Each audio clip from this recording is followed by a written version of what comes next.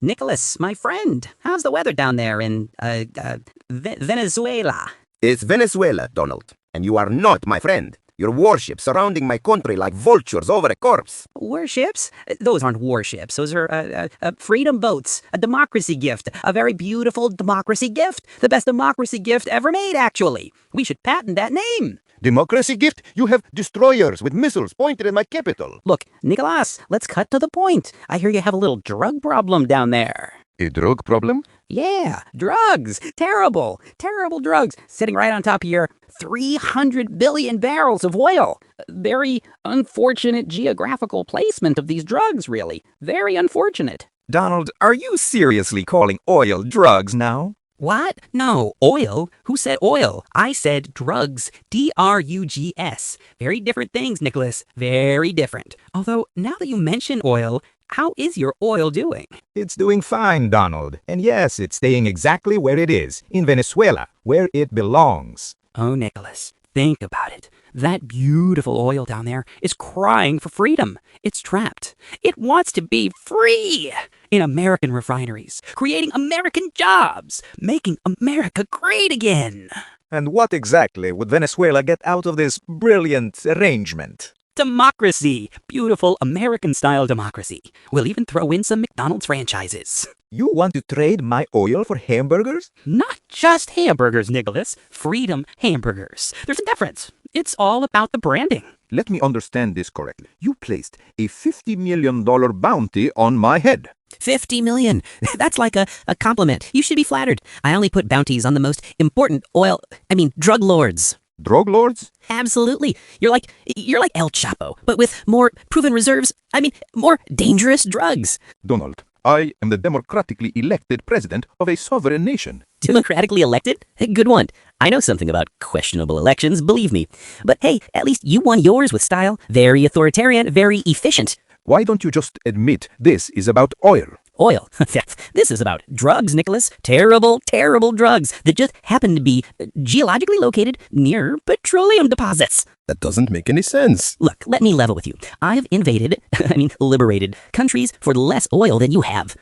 Iraq had oil, we brought democracy. Libya had oil, we brought freedom. You have more oil, so we'll bring you extra democracy. You're literally admitting it's about oil. No. It's about the democracy that happens to be trapped underneath your oil. We need to free that democracy. Recently, you told your people that 300 million Americans died last year from Venezuelan drugs. That's right. 300 million American patriots dead from your ugly drugs. Donald, the entire population of the United States is 330 million people.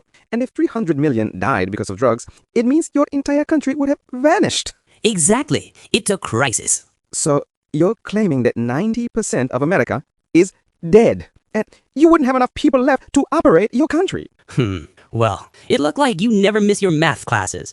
I think there is some miscalculation. Math was never my strong suit. The point is, many people died. Beautiful people. The best people of the great country America. They died because of drugs that came from your country. From my country?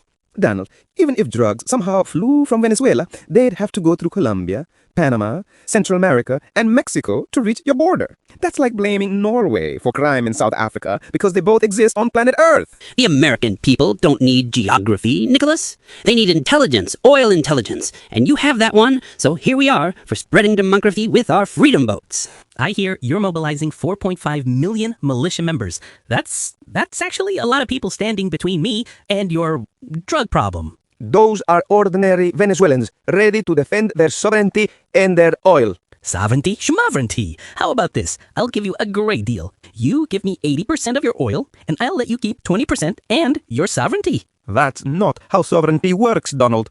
Sure it is. Ask Iraq. Wait, you can't because their sovereignty is in American hands now. But they're very happy about it. We asked them. You know China will protect us, right? China? Nicholas, China doesn't want to protect you. They want your oil too. At least I'm honest about it. Xi Jinping doesn't threaten to invade us every other week. That's because Xi Jinping is a coward. He just gives you loans that you can never repay. Then he will capture your oil legally. But I prefer more direct approach. By direct approach, you mean illegal invasion of a sovereign nation? I prefer aggressive democracy installation. Sounds more diplomatic. Okay, here's my final offer. You resign, flee to Cuba, and I promise to name one oil rig after you. One oil rig. A beautiful oil rig, gold-plated, with your name in huge letters. Maduro Memorial Petroleum Freedom Platform. Memorial? I'm not dead. Not yet. I mean, not ever. Definitely not ever, unless you keep refusing my very generous democracy offers. Are you threatening me? Threatening? Me? No! I'm promising you a legacy. A petroleum legacy. You know, Donald, sometimes I wonder if you actually believed your own propaganda. Propaganda? This isn't propaganda, this is branding. Operation Venezuelan Freedom sounds better than Operation Gimme That Oil. Now, no, that second one is more honest. At least you're finally admitting it. I admit nothing. I'm just saying, hypothetically, if this was about oil, it would be the most beautiful oil grab in history, the most successful. People would study it for years. Study it as a cautionary tale? Study it as genius. The Art of the Oil Deal. Great book title, right? I should write that. Look, Nicholas, I like you. You're a strong leader. Terrible human being, but strong leader. How about 50-50? 50-50 what? The oil. You keep 50%, I'd take 50%. We call it a strategic partnership. That's still stealing half my country's oil. It's not stealing if we give it a nice name. The Venezuelan American Petroleum Friendship Initiative. No. It's a 60-40 in your favor. You're getting the better deal now. No. 70-30? Still no. 99-1. I just want a tiny taste. Just a small oil appetizer. Donald, the answer is no to any percentage of our oil. 0%. Zero. None. You know I have the most powerful military in the world, right?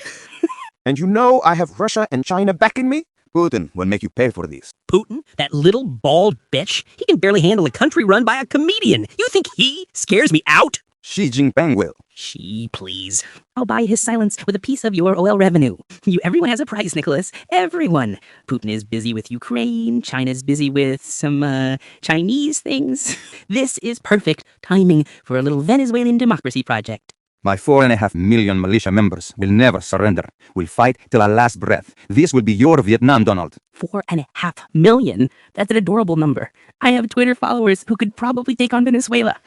It's called X now, Donald. Whatever Elon wants to call it. Point is, I have influence and destroyers. Destroyer influence. You know what, Donald? I just thought of something. I have a counter offer for you. I'm listening. Finally, business time. This is what I'm good at. You can have all our oil. Yes, I knew it.